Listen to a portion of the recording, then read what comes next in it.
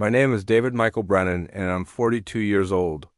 I have thick, sandy brown hair that's starting to show silver at the temples, which I keep slightly longer than most men my age because my students always said it made me look more approachable. My eyes are warm hazel, more green than brown in good light, and they crinkle at the corners from years of genuine laughter in classrooms. My face is angular but kind, with laugh lines that tell the story of 2 decades spent finding joy in teaching teenagers. There's a small chip in my front tooth from a basketball I took to the face during recess duty 15 years ago. Barely noticeable unless I smile really wide. For 18 years, I taught English at Riverside High School in suburban Ohio. Not just taught, I lived and breathed education. I arrived early every morning to tutor struggling students, stayed late to coach the debate team, and spent my summers developing innovative curricula that made Shakespeare accessible to kids who'd rather be anywhere else. My classroom wasn't just a place to learn grammar and literature, it was where teenagers discovered they had voices worth hearing, where shy kids found confidence, where troublemakers learned that intelligence could be their greatest rebellion. Then Principal Sandra Hutchins decided my methods were too unconventional for state testing requirements. The meeting happened on a dreary Monday in February, during what should have been my planning period. Sandra called me into her office, a sterile space with motivational posters about data-driven learning and standardized excellence.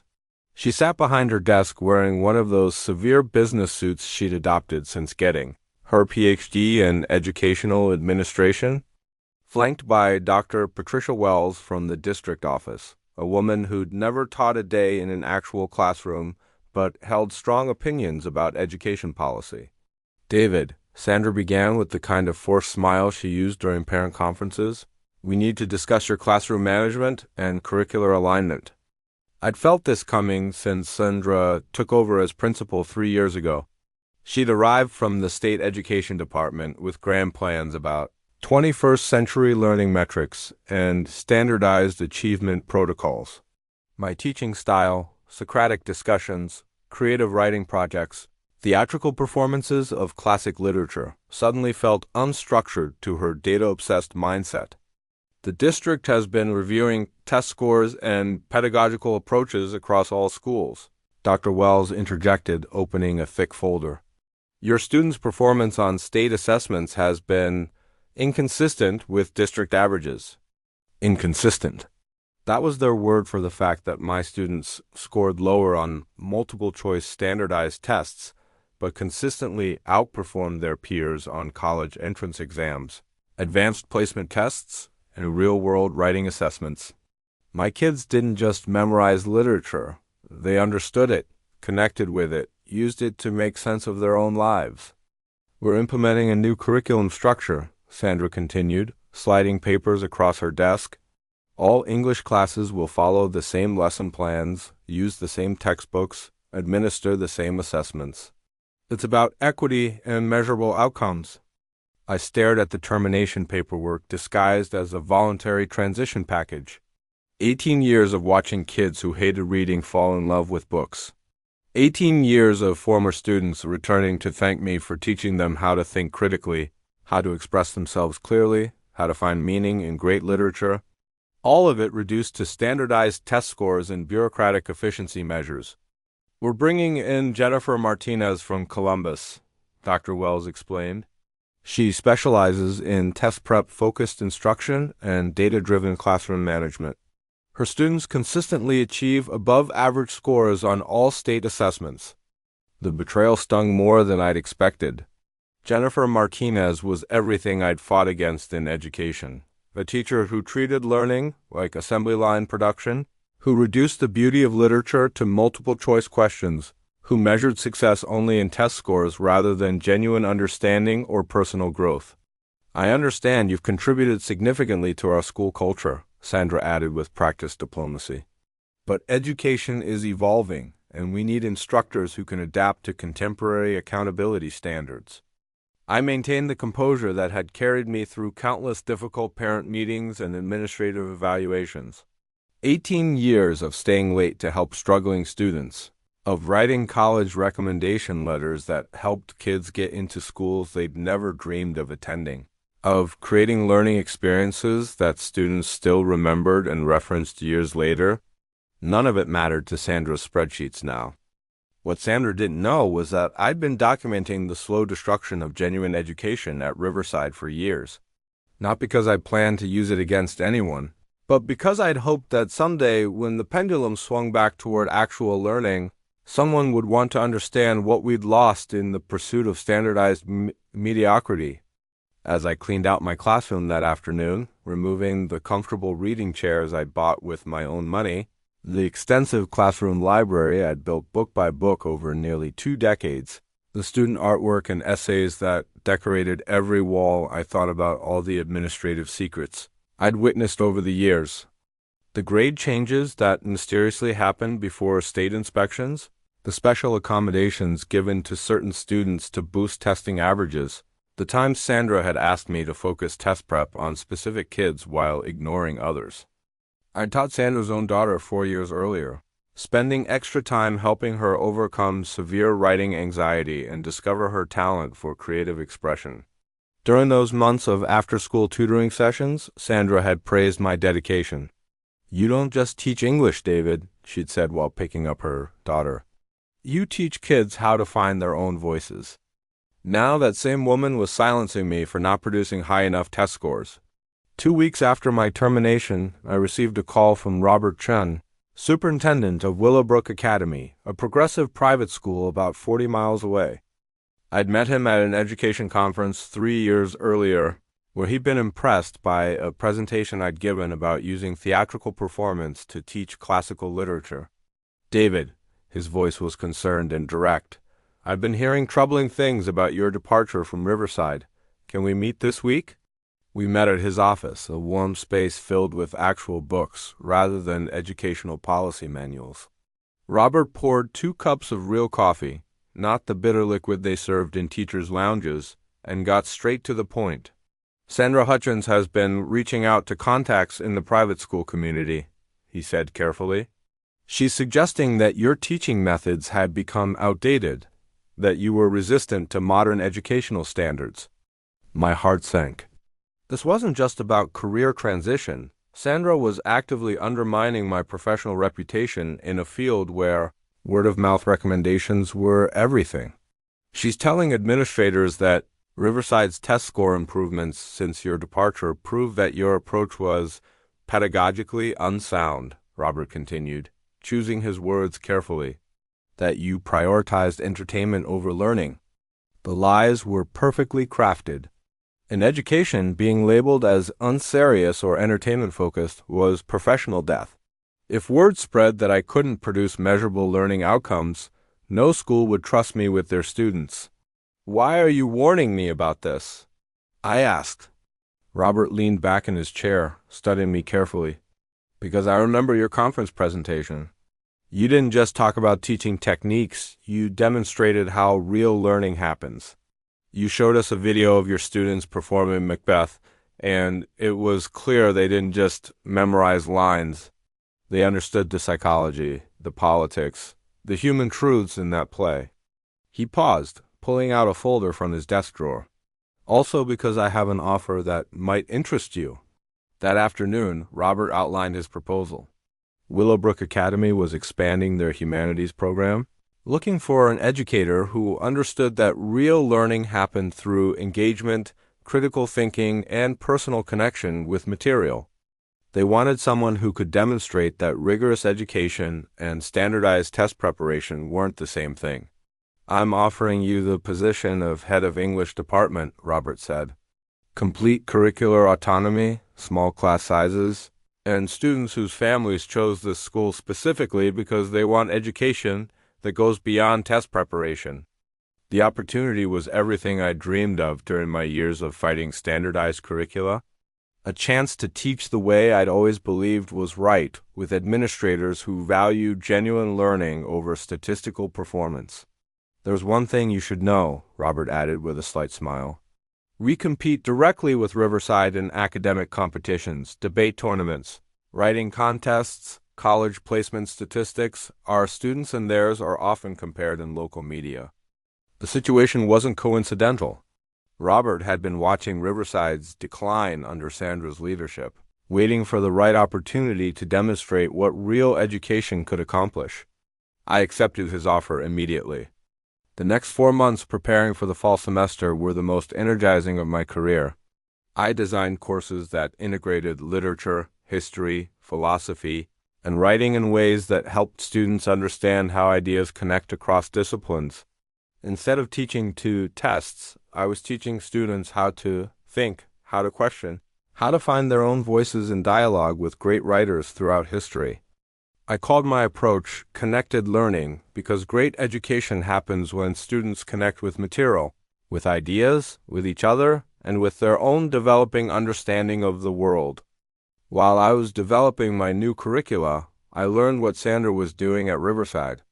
Jennifer Martinez had indeed taken over, implementing exactly the kind of test prep-focused instruction I'd expected.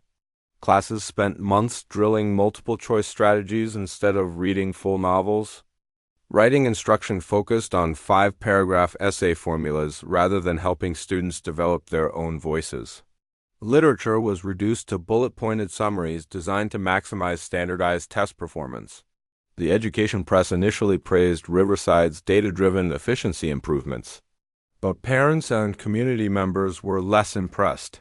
Several families quietly inquired about transferring their children to other schools, including Willowbrook Academy. Meanwhile, word about my new program was generating excitement among educators who still believed in authentic learning. I was invited to present at conferences, to consult with other schools struggling to balance accountability with genuine education, to write articles about maintaining pedagogical integrity in an era of standardized testing.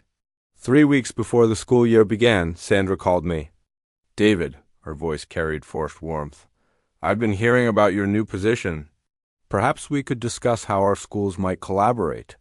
We met at a coffee shop halfway between our schools, neutral territory where Sandra felt comfortable making whatever pitch she'd prepared. She looked different, less confident, more calculating. The administrative authority she displayed during our final meeting had been replaced by something approaching anxiety. "I understand you're developing some innovative programming at Willowbrook," she began carefully. "It's been an exciting challenge," I replied neutrally. "Listen," she continued, "there may have been some misunderstanding about your departure from Riverside. Some people got the wrong impression about our restructuring decisions." I remained silent, waiting to see what she'd actually come to say. "I'd like to explore a partnership. Riverside could offer your students access to our facilities while you provide professional development for our staff. It would benefit both schools." The desperation was obvious now. Sandra had realized that having her former star teacher at a competing school might create uncomfortable comparisons in academic performance. "I appreciate the offer," I said finally, "but Willowbrook provides everything our program needs." Sandra's diplomatic mask slipped slightly. "David, you have to understand the position this puts Riverside in. We've been the premier public school in this district for decades. This kind of competition feels unnecessarily adversarial." "It's not adversarial," I replied calmly. "It's educational. I'm teaching students the way I've always believed was right. Where I choose to do that work is a professional decision." The meeting ended poorly, with Sandra making vague references to professional courtesy and community loyalty. I left feeling more committed than ever to proving that authentic education could outperform test prep instruction in every meaningful way. 2 days later, I received a letter from Riverside's legal counsel. They were claiming that my new curriculum used proprietary teaching materials developed during my employment with their district. The letter was professionally written but legally baseless, an intimidation tactic designed to disrupt my program before it began. I forwarded it to Willowbrook's attorney, who responded with elegant precision. He noted that pedagogical approaches couldn't be copyrighted, that I'd been developing innovative teaching methods for nearly 2 decades before Sandra became principal, and that any attempt to restrict my professional practice would constitute illegal restraint of trade. He also included documentation showing that many of my techniques had been implemented at Riverside years before Sandra arrived. Most significantly, he mentioned that any false intellectual property claims would result in a lawsuit that would expose Riverside's recent academic. Declined to public scrutiny. Sandra's lawyers never responded. School began that September with 28 students in my English classes, bright, curious kids whose families had chosen Willowbrook specifically because they wanted education that challenged students to think rather than just perform on tests. From the first day, I could see the difference. These students asked questions, engaged with complex ideas, challenged each other's interpretations during discussions. But the most satisfying moment came when I learned that 3 families had transferred their children from Riverside to Willowbrook specifically to be in my classes. Among them was Marcus Thompson, a brilliant kid I taught 2 years earlier, who had struggled under Jennifer Martinez's rigid test prep approach. "Mr. Brennan," he said after his first class, "I forgot how much I loved reading until I couldn't do it anymore." The first semester exceeded every expectation. My students weren't just scoring well on standardized assessments. They were developing genuine understanding of literature, writing with voice and insight, making connections between what they read and their own lives.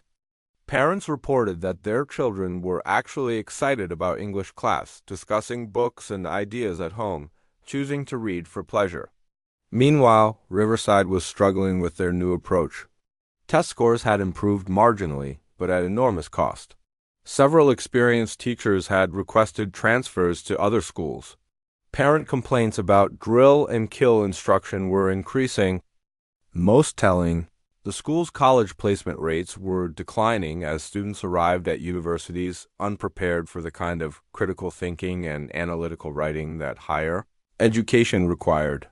6 months into the school year, the regional newspaper published a comparative study of academic approaches in local schools. The article featured Willowbrook's innovative humanities program alongside traditional public school instruction, presenting it as a case study in different educational philosophies. The results spoke for themselves. Willowbrook students were outperforming their public school peers not just on standardized tests, but on college entrance exams, AP assessments, and real-world measures of academic preparation. More importantly, they were demonstrating higher levels of engagement, creativity, and intellectual curiosity. In the same article, Riverside received brief mention for their systematic test preparation improvements, but the tone suggested that their gains came at the expense of broader educational goals. 2 days after that article appeared, Sandra showed up at Willowbrook during my lunch break. I watched from the faculty room window as she walked around campus, observing classes, taking notes. After an hour, she asked to speak with me privately. "May I come in?" she asked, suddenly looking older than her 54 years. I invited her into my classroom, surrounded by the comfortable reading chairs and extensive book collection I'd recreated in my new space. Sandra sat across from my desk, studying the student essays and creative projects that covered the walls. "I made a mistake," she said without preamble. "What you're doing here, this integration of rigorous academics with genuine engagement, this is what Riverside should be providing our students." I remained quiet, letting her continue. "Jennifer produces acceptable test scores, but she's not inspiring anyone. Students complete assignments because they have to, not because they want to learn. You created classrooms where kids actually cared about ideas." Sandra paused, looking at a display of student poetry on the wall. "I've spent 3 years focused on data and accountability measures, and I lost sight of why we're really here. To help young people become thoughtful, articulate, intellectually curious adults." "What are you asking, Sandra?" She met my eyes for the first time since entering my classroom. "I want you to come back. As department head with complete curricular control, you could implement your approach across all our English classes." The irony was perfect. 8 months ago, she dismissed my methods as outdated and unaccountable. Now she was offering me department leadership because those same methods were producing exactly the outcomes Riverside claimed to want. "I'm honored by the offer," I said carefully, "but I have commitments to my students here." They chose Willowbrook specifically for this kind of education. Name your terms, Sandra pressed. I'll match whatever Robert is paying you, plus you'd have influence over district-wide curriculum policy. Think of how many more students you could impact. I stood up, looking out my classroom window at students reading on benches under oak trees, engaged in exactly the kind of intellectual exploration I'd always envisioned. Some bridges can't be rebuilt, Sandra. You taught me that when you let me go. As she prepared to leave, Sandra made one final attempt. You're making a mistake, David. Riverside serves 800 students compared to your 150. You could help so many more kids. I walked her to the door. I'd rather help fewer students really well than fail more students efficiently. That was our last conversation. My second year at Willowbrook brought national recognition. Education Week featured our humanities program as a model for authentic learning in an age of standardized assessment. 3 universities began recruiting our graduates, specifically because they arrived better prepared for college-level thinking and writing. Most importantly, I was doing what I'd always known was right, helping young people discover their intellectual capabilities and find their voices. Riverside continued to struggle with the consequences of prioritizing test scores over genuine learning. They lost several more experienced teachers who were frustrated by the rigid curriculum requirements.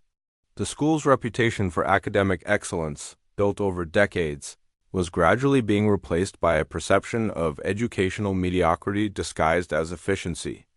2 years after I left Riverside, Sandra was reassigned to a district office position, a polite way of removing her from direct school leadership.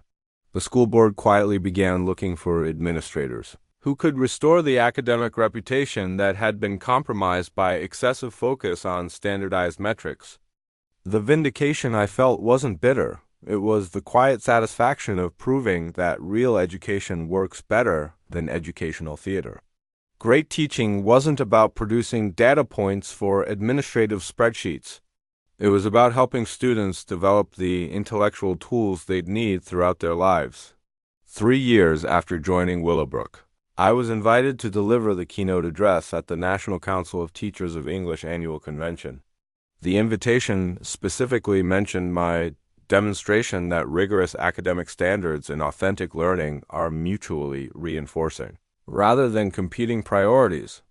The auditorium was packed with educators from across the country, teachers who were struggling to maintain pedagogical integrity under increasing pressure to teach to the test.